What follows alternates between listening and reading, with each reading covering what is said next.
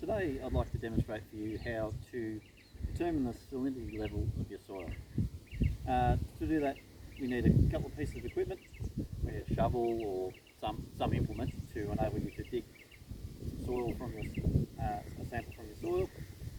We need a salinity meter and we need a small jar to enable you to calculate your soil water solution, and you need a data sheet for recording your values. So you can take a soil sample from your depth of interest. Today I'll be just collecting a sample from roughly 0 to 5, but you can also take from 5 to 10, 10 to 30 or deeper if you like.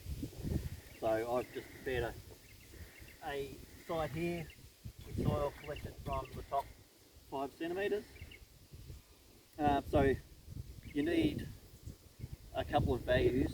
You need a soil water mix solution, which is a 1 to 5 ratio of 20 mils of soil to 100 mils of deionized or rainwater.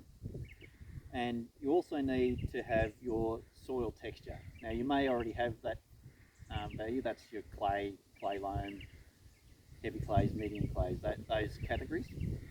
So you need to know those values. You may already have those values through some soil tests that you've had done by your agronomist, but there are some simple techniques for assessing your soil texture, and we'll provide how to do that on a separate video. That soil texture has a conversion factor associated with it because it'll affect the amount of salt that you record from your soil. So we collect a small piece of soil. We need roughly 20 mils. Now you need to make that sure that's been ground up to a fine powder. Remove any stones or pieces of vegetation within your sample. So you just want a soil sample.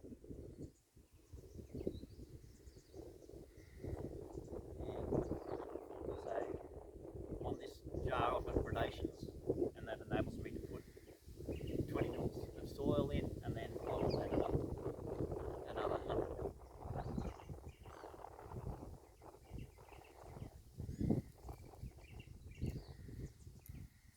My 20 mil of soil in.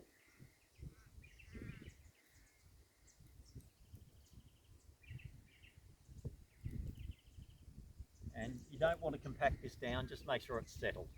You don't want to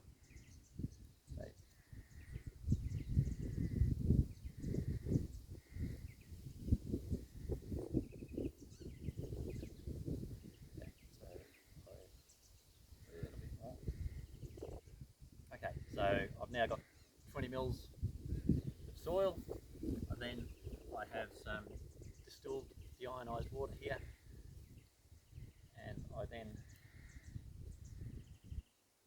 fill my sample jar up to there for 100 ml of deionized water in the sample. Put the lid on here. And now we need to shake the sample. And what this is doing is dissolving the salts from within the soil sample. You'll do this for up to a minute, 2 minutes, to release all the salts. Shake vigorously. For the purpose of this demonstration, we'll make out that I've just been shaking this for 2 minutes.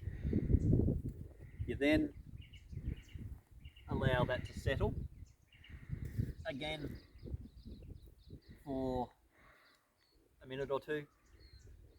That just enables a lot of the sediment to fall to the bottom. And after that's settled a little, you then turn on your salinity meter. This salinity meter reads in Siemens per meter.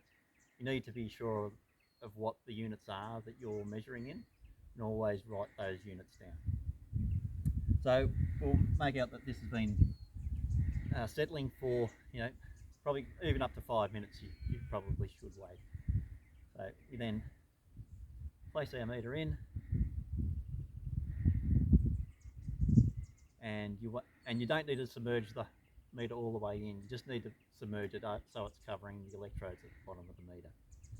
So that's only 2 to 3 centimeters in. So you wait for that recording to stabilize, and what I'm recording here is 0.1.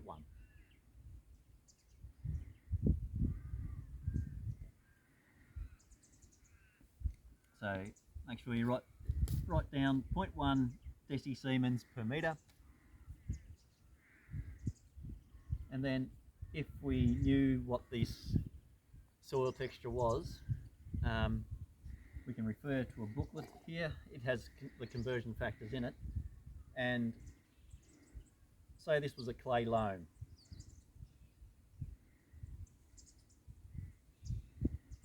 So for a clay loam, the conversion factor is 8.6. So I recorded 0.1.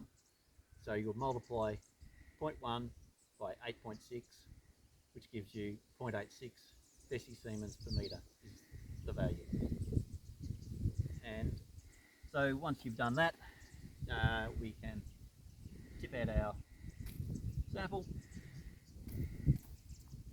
Be sure to rinse your meter and your jar. I don't have enough water in my sample. I'll have to get a little bit more water. Make sure these are clean, and that's how we measure the soil salinity.